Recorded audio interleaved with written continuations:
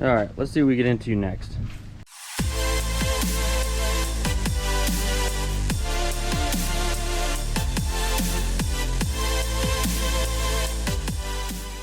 So we left off with our intake and the muffler swap. So I guess next I would think would be a bigger throttle body. Stock is a 56 millimeter. This TC right here, this billet one, is 65 millimeter. And this one actually will bolt right on to the 3/4 manifold. I'm gonna try to be as least invasive as possible. I do want to kind of put it out there that if you're gonna do a bigger throttle body, whether it be this one or any other one, so honestly, if you're doing a bigger throttle body, either already have a quarter intake or just get one on the way.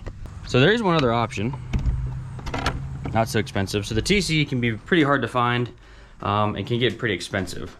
So the alternative is another 65 millimeter throttle body off the LX5. It's a 3.5 that's in the Oldsmobile Intrigue.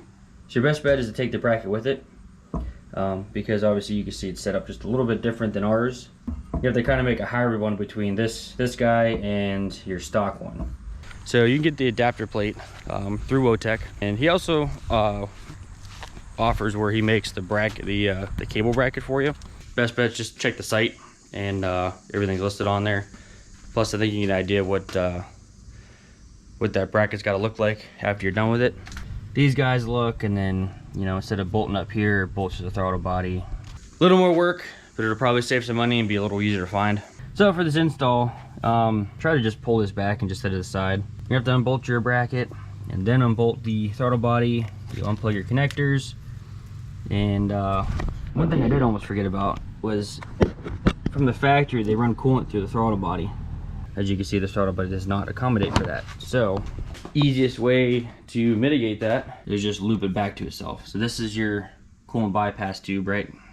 Water pump, heater core.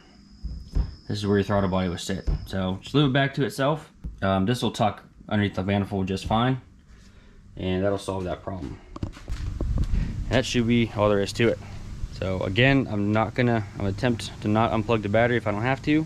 So let's get started.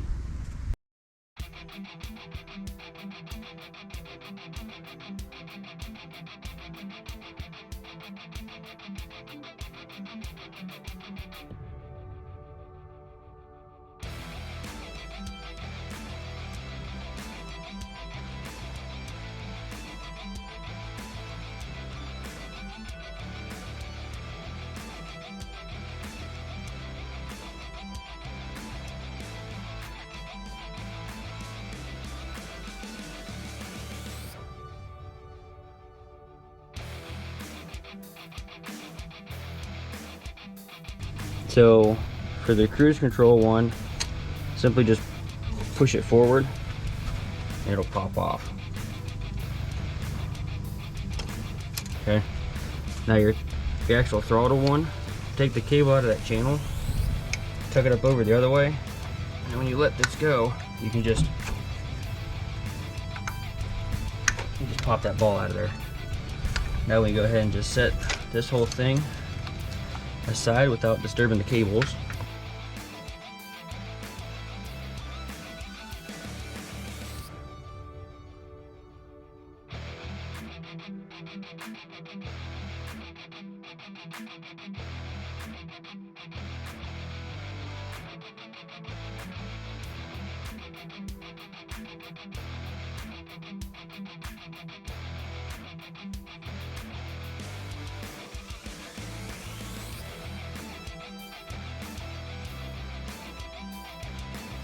Now once you do that, go ahead and release the pressure of your system.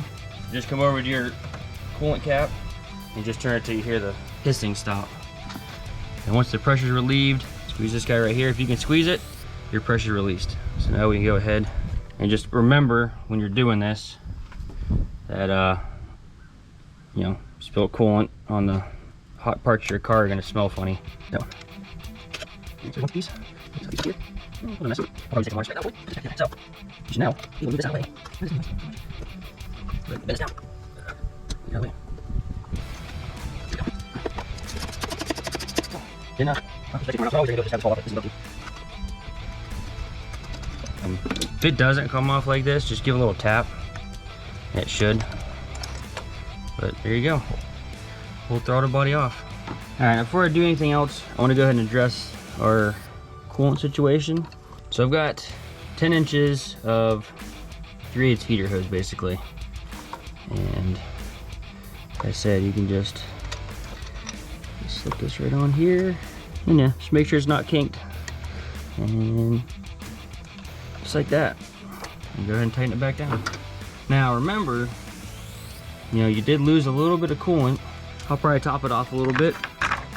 Put our cap back on. And then when I start it, get up the temp, we'll just do a quick bleed just to make sure it's still good. So one of the questions with doing all of this was the opening to the manifold here, which, as you can tell, is quite a difference. Okay, so as you can see, you can literally bolt this right on and still use it. However, I want to point out, if you take a look in here, you can see the overlap.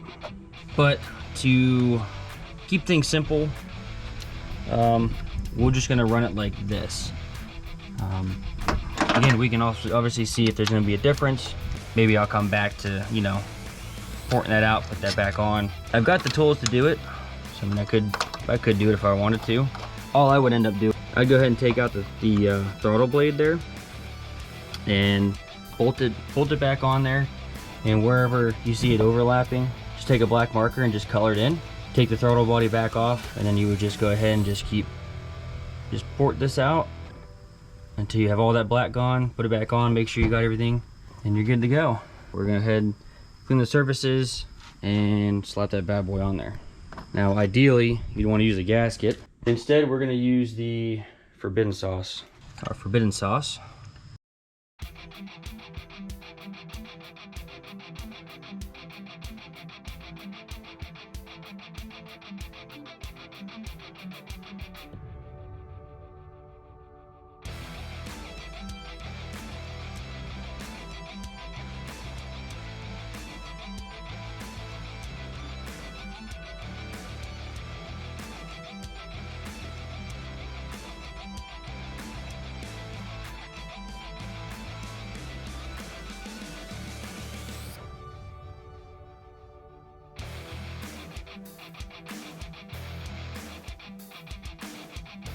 Now, assuming you got a throttle body that came off or was used in a similar platform,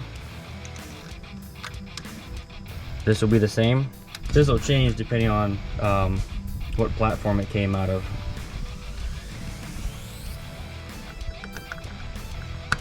Okay. And we'll plug our plugs back in. Now, these are factory sensors, so if you need to, you can take it off your old throttle body or buy new ones, or in this case, it came with them. That's not ideal, people not agree, but I'm gonna bend this bracket all the way down because I'm not gonna reuse it. Now we can start putting this stuff back on. All right, so I got it on there. Got the PCV tube on there. Plug our other sensors back in. So yeah, at this point, we're ready for startup. All right, so this is where I'll go ahead and add some coolant.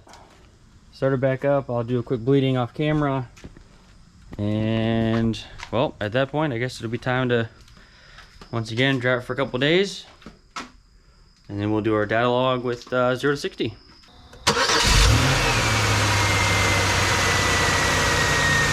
So audibly, it's definitely noticeable. Oh, wow. All right, so it's time to do our 0 to 60 for the throttle body. Let's see how it goes.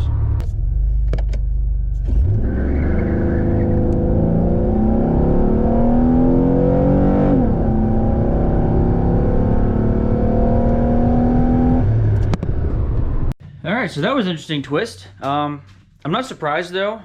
Speculation would be that because you have that pretty bad transition going into that upper manifold, that it's causing some turbulence.